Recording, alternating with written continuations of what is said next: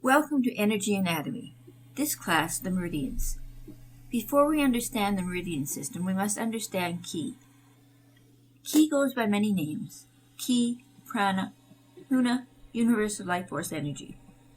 So what is Universal Life Force Energy? Universal Life Force Energy is that certain something that differentiates an animate from an inanimate object. It is the thing we notice that is missing if we enter a room that has been opened after being under dust covers for numerous years. It is the way a room feels when a person just dies. It is the one thing living beings must have to be alive.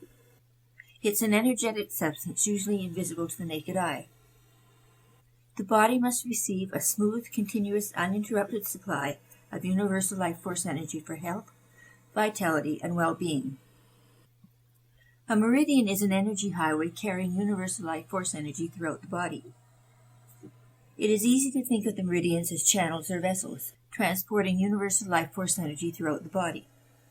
The analogy is often made of blood vessels, meridians carrying blood or universal life force energy throughout the body, or that of a riverbed, the meridians carrying water, universal life force energy throughout the land, the body. Meridians are found within the body, not on the surface. They are energetic, not physical. They can be compromised, blocked or partially blocked, affecting the delivery of universal life force energy to the body, thus affecting the health of the body. Like highways, meridians can be mapped, and like highways, the traveler, universal life force energy, can take a straight route or one with many detours. There are many ways of eliminating blockages in the meridian system. Most common are acupuncture and acupressure. Meridian facts. There are 12 main meridians, invisible channels throughout the body, through which universal life force energy flows. Each limb has 6 meridians, 3 yin on the inside and 3 yang on the outside. Each of the 12 meridians corresponds to the 5 yin and 6 yang organs, plus the pericardial, or the sanjiao. These organs, as referred to in traditional Chinese medicine, are not exactly identical to the physical anatomical organs that we know in North America. Each meridian has a yin-yang pair. That is to say, each yin organ is paired with a corresponding yang organ. For example, the lung, yin, is paired with the small intestine, yang. The flow. In a state of health and balance, the meridian system directs universal life force energy thus. From the chest, along the 3 yin arm meridians, lung, pericardium, heart, to the hands, connecting to the 3 yang arm meridians, large intestine, sanjiao, and small intestine, flowing upward to the head, connecting with the 3 yang channels, the stomach, the gallbladder, and the bladder, flowing down the body to the feet, connecting with the corresponding yin meridians, spleen, liver, and kidney, up to the chest to complete the cycle. Part problems in a meridian can be treated on the part in a meridian, lung and spleen being one example. Extraordinary meridians.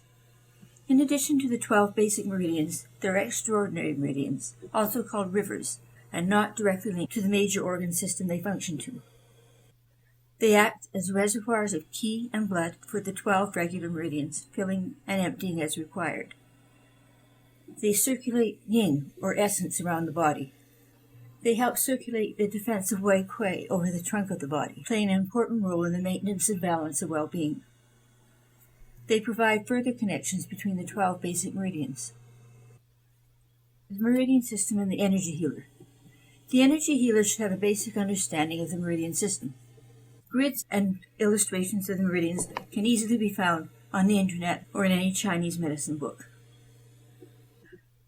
There are some interesting applications of the meridian system that we can bring into our healing practice. One particularly good application is the traditional Chinese medicine clock. The Qi flow clock is known by the following names: Chinese organ clock, traditional Chinese medicine clock, Qi clock, circadian rhythms. According to the traditional Chinese medicine and other healing arts in Asia, universal life force energy flows through the 12 body organs and completes one cycle every 24 hours. The Chinese organ clock shows the flow of the vital energy through various organ systems in relation to the time of day. Each organ has maximum energy for 2 hours. The organ has minimum energy or lowest flow of qi 12 hours later. Traditional Chinese medicine practitioners use this information diagnostically as well as to determine the optimal timing for treating specific imbalance. For example, we see the bladder marked as 3 to 5 p.m. This means the life force energy is strongest in the bladder at that time. So if the client we have has the issues with the bladder, it would make sense to schedule his appointment between 3 and 5 p.m. and work with the life force energy that is naturally strong then. Conversely, the bladder is weakest 12 hours later, between 3 and 5 in the morning. We can see this easily as these are the hours we awaken to avoid our bladders. This would be a second time to work with the bladder issues when the energy is lowest there. Simply boost the power of your energy session by being mindful of the time you do them. One other flashy way of showing people the effect of meridians is with the use of a pendulum. Simply place the hand, can be palm up or palm down with fingers spread wide, and take the pendulum and hold its point maybe an inch or two away from the finger. Watch it spin. Then place it to the next finger. Watch it spin. Do this for all 10 fingers, putting the pendulum about 2 inches away from them and watching the pendulum spin. If the pendulum spins in the same direction for all the 10 fingers, your meridians are not blocked. If you find, however, that on one of your fingers the pendulum swings in the opposite direction or doesn't spin at all, that meridian point is blocked. So simply massage the ball of the finger, doesn't matter whether it's clockwise or counterclockwise, and repeat the procedure, and you'll see that this time that particular finger will have its energy flowing and the pendulum working is the same as the other fingers. This concludes your brief introduction to the meridian system.